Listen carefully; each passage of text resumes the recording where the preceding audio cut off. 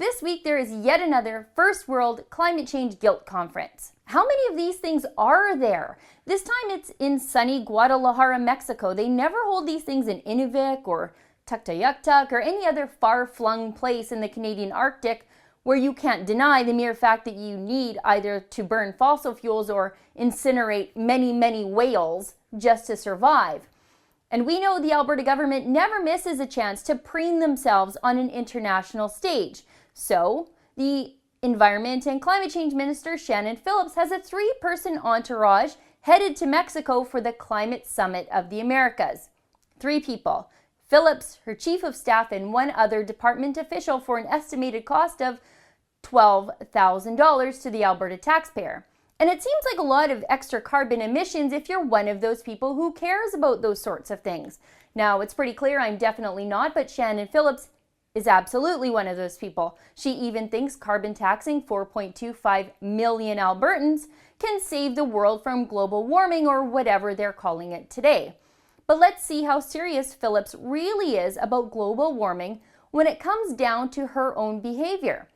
I calculated the carbon emissions for her entourage's flights to Guadalajara and back. Air travel is 4 times more carbon intensive than car travel if you care about this sort of stuff.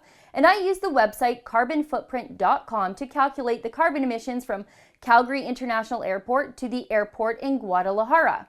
3 business class return flights are equal to 4.5 metric tons of CO2 into the atmosphere. Again, if you care about this sort of thing, that seems like a lot. In fact, it's half of the CO2 emissions of one average European for the entire year.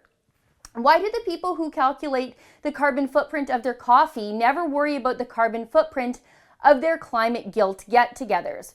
Why do they never video conference these things? I mean, the Alberta government is creating an entire new bureaucracy as part of their climate leadership plan just to lecture us all about the light bulbs we use and the lengths of our showers.